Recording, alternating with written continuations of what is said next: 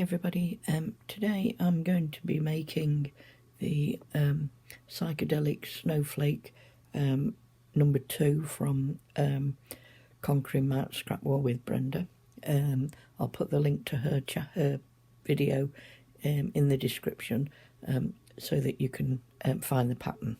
Thank you. So I usually write the colours that I'm using on my pattern and separate each piece into a bag with all the fabrics cut to roughly the right sort of size to use, and put them in the packet as well. I've got to make 6 snowflakes, so there's 6 of each colour in each packet. So the first piece I'm going to work on is Unit B. I've got all my pieces laid out at the side that I'm going to need. So I take my Elmer glue stick and glue the part that's got number 1 on the back and just put a dab of Elmer glue, because that's where I'm going to stick the first piece of fabric. So my first piece is the orange piece, that's number 1. So I've placed that right side facing up onto the back of the paper. Now the 2 lines that I've marked onto the paper, fold along those lines, fold the paper back, because you're going to have to trim in a minute onto the other side. So where you folded the paper back, you're going to add 1/4 of an inch over, and you're going to trim your fabric down so that you've got that extra 1/4 of an inch for your seam allowance. So the next step is you're going to fold the paper back, put your piece of black underneath, and you're going to sew across that blue, along that blue line. The other alternative is to fold the paper back and actually sew through the paper on that blue line.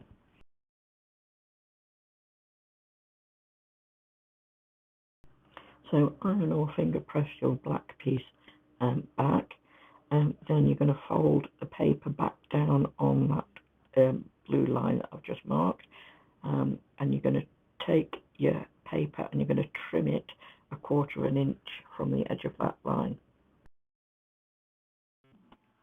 You're then going to take your red piece, place it face up and underneath your black, and you're going to sew along the fold line.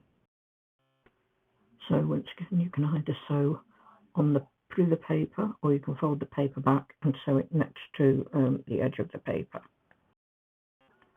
So press your red piece back, and always remember you are going to trim, cut, sew, press.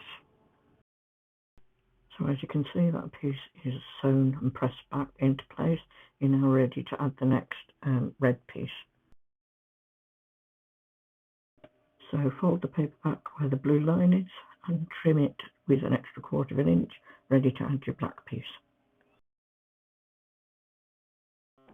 So you've added your black piece, you fold your paper back on the next line, ready to add the second piece of red. And once you've added your second red piece, make sure it's pressed back, and then you're going to trim it all the way around. Make sure it's given a good press, and this is your first piece that you'll end up with. I then, once I've done that, I will then put all a piece back in the packet, ready to start the next section.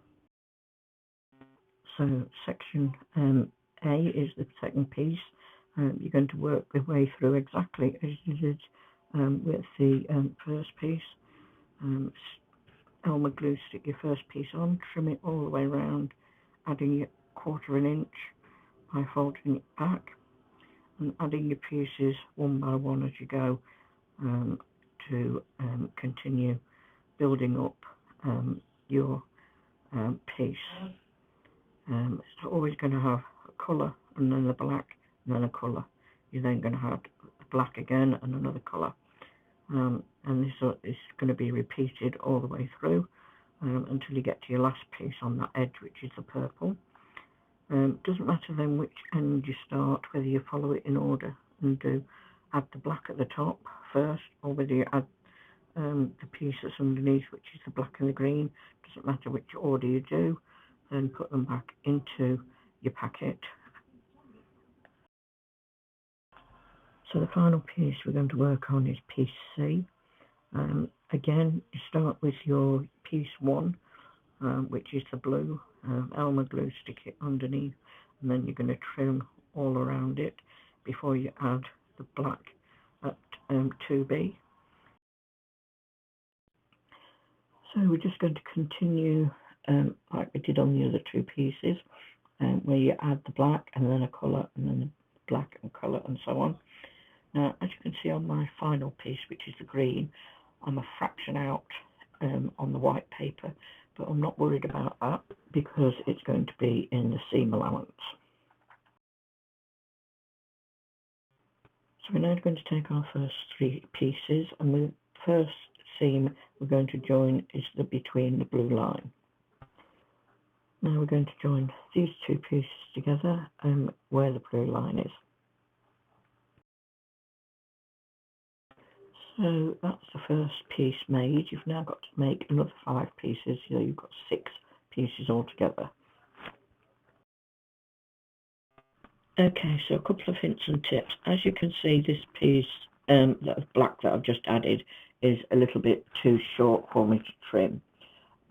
So all I'm going to do to fix it, rather than rip it all out, is to just fold the paper back a fraction more to hold it in place. Another tip for you is if you're having trouble folding the paper, take all the cotton out of your machine and just sew along those edges, and you'll find it folds a lot easier. So another useful tip, if you find your pieces moving around, you can reuse your Elmer glue stick. Use a clip or a pin to hold your pieces in place while you continue to sew. So once you've got all of your pieces finished, you're going to start and sew the 3rd piece onto the other 2 pieces. Sew down that together down that blue line that I've drawn on, and then you'll need to then, once you've got all your pieces pressed, decide which way you want your kaleidoscope snowflake to look. There are 3 ways by turning and having each point, so that's your next decision. Next, you need to cut 6 of unit D, ready for the outer edge. Once you've decided which way you like your kaleidoscope snowflake to look, you need to place your black strips onto the outer edge. So once your outer edge is sewn on, you're then going to join that to the 2nd piece, and eventually add a 3rd piece, and you're going to stop at that and make the other one 3 pieces as well. So here are my 2 finished pieces. You don't sew the 2 together because when you're making them into a quilt, it's easier to join them in rows. This was another one that I made a couple of days ago. Hope you enjoyed the video. Thank you.